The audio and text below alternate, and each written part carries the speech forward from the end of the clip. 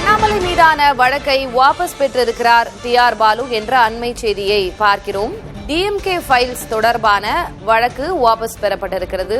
தமிழ்நாடு பாஜகவின் முன்னாள் தலைவராக அண்ணாமலை இருந்தபோது திமுக மீதான ஊழல் குறித்தான பல்வேறு புகார்கள் அடங்கிய ஆதாரங்களை வெளியிடப் போகிறோம் டிஎம்கே ஃபைல்ஸ் என்ற பெயரில் என்று அவர் பல தருணங்களில் பேசியிருந்தது குறிப்பிடத்தக்கது. இந்நிலையில் அது தொடர்பான வழக்கு வாபஸ் பெறப்பட்டிருக்கிறது. வழக்கை வாபஸ் பெற்றிருக்கிறார் டி.ஆர். பாலு. 2023 அண்ணாமலை வெளியிட்ட டிஎம்கே ஃபைல்ஸை எதிர்த்து டி.ஆர். பாலு அவர் மீது வழக்கு தொடர்ந்திருந்தார். இந்நிலையில் அந்த வழக்கு வாபஸ் பெறப்பட்டிருக்கிறது. கூடுதல் விவரங்களை வழங்குவதற்காக செய்தியாளர் வீரகுமார் இணைந்திருக்கிறார். வீரகுமார், இந்த வழக்கை வாபஸ் பெற என்ன காரணம்?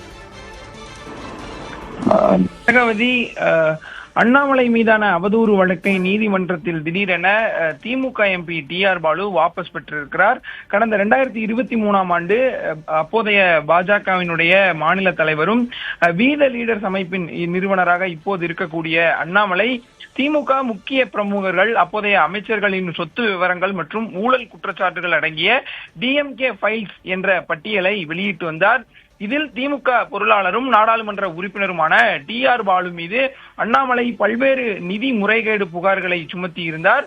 தன் மீது சுமத்தப்பட்ட குற்றச்சாட்டுகள் முற்றிலும் ஆதாரமற்றவை என்றும் தனது நற்பெயருக்கு களங்கம் விளைவிக்கும் வகையில் இருப்பதாகவும் கூறி சென்னை சைதாப்பேட்டை நீதிமன்றத்தில் அண்ணாமலைக்கு எதிராக எம்பி டி.ஆர். பாலு அவதூறு வழக்கு ஒன்றை தொடர்ந்திருந்தார். இந்த அவதூறு வழக்கு கடந்த சில மாதங்களாக சென்னை சைதாப்பேட்டை நீதிமன்றத்தில் மிக தீவிரமாக விசாரணைக்கு உட்படுத்தப்பட்டு வந்தது. குறிப்பாக 2023 முதல் அண்ணாமலை 5 முறை இதுவரை நீதிமன்றத்தில் ஆஜராகி அனுப்பப்பட்ட சம்மனுக்கு ஆஜராகி பல்வேறு தனது தரப்பு விவாதங்களை முன்வைத்திருக்கிறார். இந்நிலையில்தான் இந்த வழக்கை வாபஸ் பெறுவதாக திமுக எம்பி டி.ஆர். பாலு தற்போது வாபஸ் பெற்றிருக்கிறார். குறிப்பாக இன்று இந்த வழக்கினுடைய 6வது ஜட்ஜ்மெண்ட் என்பது சைதாப்பேட்டை நீதிமன்றத்தில் வரவிருந்தது. இந்நிலையில் டி.ஆர். பாலு அவர் அண்ணாமலை மீது தொடுத்திருந்த அந்த வழக்கை வாபஸ் வாங்கியிருக்கிறார் என்பதை நாம் செய்தியாக பார்க்கிறோம். குறிப்பாக டி.ஆர். பாலுவிடம் அண்ணாமலை சைதாப்பேட்டை நீதிமன்றத்தில் அடுக்கடுக்கான கேள்விகளை கேட்டிருந்தார். டி.ஆர். பாலு தரப்பு வழக்கறிஞரும் அவர் அடுக்கடுக்கான கேள்விகளை கேட்டிருந்தாங்க. 2 பேருமே மாறி மாறி கேள்விகளை கேட்டது விவாத பொருளாக, சர்ச்சைக்குரிய விவாதமாக, அரசியல் ரீதியாக மிகவும் முக்கியத்துவம் வாய்ந்ததாக பார்க்கப்பட்ட நிலையில தான் அண்ணாமலைக்கு எதிராக தான் தொடர்ந்த அவதூறு வழக்கை டி.ஆர். பாலு தற்போது அதிகாரப்பூர்வமாக வாபஸ் பெற்றிருக்கிறார். இதனை ஏற்றுக்கொண்ட நீதிமன்றமும் வழக்கை முடித்து வைத்திருப்பதாக தெரிவித்திருக்கிறதாங்க.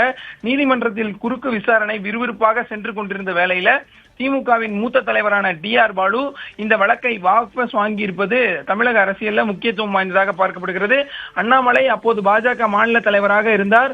திமுக மீது நேரடியாக பல்வேறு குற்றச்சாட்டுகளையும் டிஎம்கே ஃபைல்ஸ் என்ற விவகாரங்களையும் பொது வெளியில வெளிப்படையாக வெளிப்படுத்தி இருந்தார்.